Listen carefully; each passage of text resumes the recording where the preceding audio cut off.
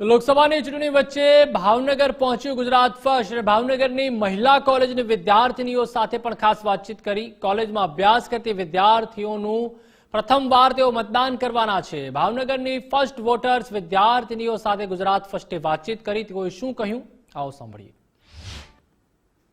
નમસ્કાર, ગુજરાત ફર્સ્ટની વિશેષ રજૂઆત લોકમતમાં આજે આપણે છીએ ભાવનગરની મહિલા કોલેજમાં અને મહિલા કોલેજની જે વિદ્યાર્થીનો છે તેમની સાથે સીધો સંવાદ કરવાના પ્રયત્ન કરશું। આપણી સાથે પ્રથમ વખત વોટ આપનાર વિદ્યાર્થીઓ જોડાયા છે, કોલેજની વિદ્યાર્થીનીઓ છે, એમની સાથે જ સીધો સંવાદ કરીશું।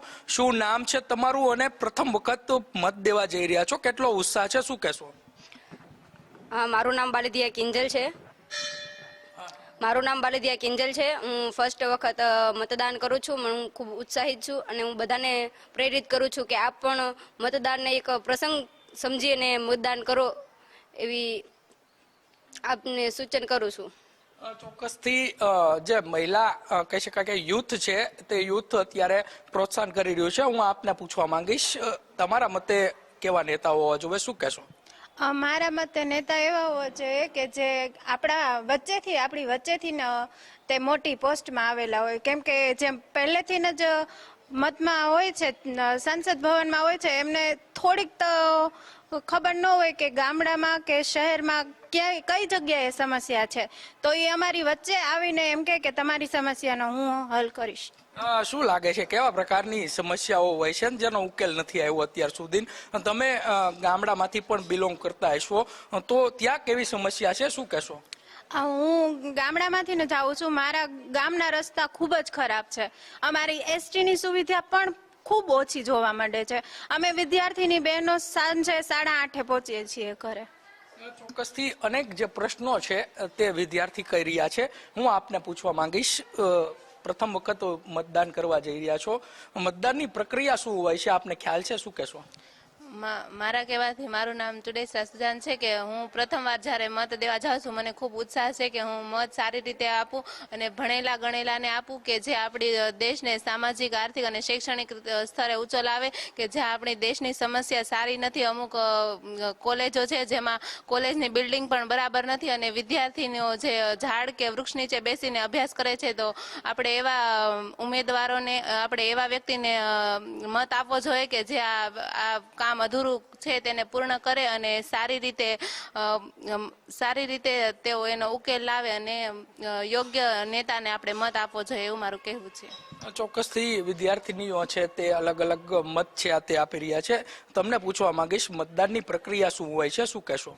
મતદાનની પ્રક્રિયા તો એવી હોય છે કે જે 18 વર્ષ પૂર્ણ થાય છે ત્યારે તેમને મત આપી શકાય છે અને આપણે મત છે જે આપણા નેતા ગમે એને આપી શકો, તમને જે મજા આવે એને આપવાનો હોય છે અને મત એવી રીતે અપાય કે જે આપણા ગુજરાતને, આપણા સ્ટેટ લેવલને ગમે એ લોકોને છે ને મદદ કરી શકે અને આપણને પણ સામાજિક રીતે, આર્થિક રીતે પણ મદદ મેળવી શકે, એ રીતે મત આપવો જોઈએ। ચોક્કસથી જે પ્રમાણે વિદ્યાર્થીનીઓ છે તે કહી રહી છે કે મતદાનની જે પ્રક્રિયા છે તે પણ તેમને ખબર છે ને આ પ્રકારે જે મતદાન છે તે થવું જોઈએ। હું આપને પૂછવા માંગીશ, તમારા મતે કે પ્રકારે કેવા નેતા હોવા જોઈએ, તમારા મતે શું કહેશો? કે આપણા નેતા એવા આપણે ચૂનવા જોવે કે કોઈનામાં ભેદભાવ ન કરે, ઈમાનદારીવાળા હોય અને કોઈ પણ નાગરિકને જે સમસ્યા હોય, કે કોઈ પણ ગામમાં સમસ્યા હોય, શહેરમાં હોય, બધી એને પૂરતી પહોંચાડે, એવા નેતા હોવા જોઈએ। ચોક્કસથી બધી જ સમસ્યા પૂર્ણ કરે તેવા નેતા હોવા જોઈએ તેવું વિદ્યાર્થી યુથનું કહેવું છે। હું તમને પૂછવા માંગીશ, શું નામ છે તમારું અને શિક્ષણને લઈને અત્યારે ભાવનગરમાં કેવી સ્થિતિ છે, કઈ રીતના જોવો છો શિક્ષણને, શું કહેશો અને હજી એવું શું બાકી રહ્યું છે, કા કરવા જેવું છે, શું કહેવું? મારું નામ ઝાલા દર્શના છે। જોવા મળે તો આપણે ભાવનગર સિટીમાં પહેલા કરતાં વધારે એજ્યુકેશનને માન આપવામાં આવે છે, પણ ભાવનગર સિટીને બાદ કરીને જે ગામડાઓ છે ત્યાં હજી એ પ્રમાણે શિક્ષણ નથી પહોંચ્યું જે અત્યારની ટેકનોલોજી પ્રમાણે વિકસિત થયું છે, તો એ પ્રમાણે ગામડાઓ સુધી પણ શિક્ષણ પહોંચવું જોઈએ। હજી ગામડાઓમાં એવું પણ જોવા મળે છે કે શાળામાં બેસવા લાયક વર્ગખંડ પણ નથી, તો બધી જગ્યાએ સરખા વ્યવસ્થા અને બાળકને સરખું જ્ઞાન મળી રહે એવી વ્યવસ્થા રાખવી જોઈએ, એવું મત છે મારું। ચોક્કસથી દરેક જે શિક્ષણને લગતા પ્રશ્નો છે તે પણ વર્ણવી રહ્યા છે વિદ્યાર્થીઓ. હું આપને પૂછવા માંગીશ, તમારા મતે કેવા નેતા હોવા જોઈએ કે જે આપણા જે કામ હોય એ કામ કરે? કઈ પ્રકારના નેતાઓને જોવા માંગો છો? મારું નામ ગોડેશ્વર ઈશા છે. આપણે મત દેવા જાય ત્યારે તે પ્રકારનું ન જ વિચારવું જોઈએ કે આ મારો ભાઈબંધ છે કે મારી જ્ઞાતિનો છે. મત હંમેશા એવા વ્યક્તિને આપવો જોઈએ જે શિક્ષિત હોય અને સમાજની સમસ્યાઓને સમજી શકે અને તેઓનો ઉકેલ લાવી શકે, અને જે શિક્ષણમાં વધારે ધ્યાન આપી શકે અને રોડ રસ્તા બનાવે અને દેશનો વિકાસ કરે. શિક્ષણને લઈને વાત કરીએ તો હજુ એવું શું ઘટે છે કે આ કરવા જેવું છે?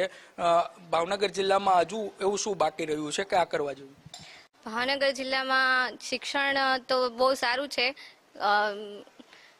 પણ ગામડામાં ઘણા એવી ગામડા છે જ્યાં શાળાઓ નથી, તો ત્યાં શાળાઓને બાંધકામ કરાવવું જોઈએ અને શિક્ષણનો વ્યાપ કરાવવો જોઈએ. ચોક્કસથી કહી શકાય કે આ હતા ભાવનગરની મહિલા કોલેજની યુથ વિદ્યાર્થીનીઓ કે જેઓએ પોતાના મત છે તે મૂક્યા છે.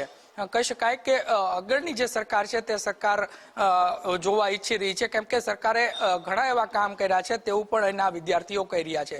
ફરી મળીશું મારા નવા સહયોગી સાથે, ત્યાં સુધી મને આપો રજા.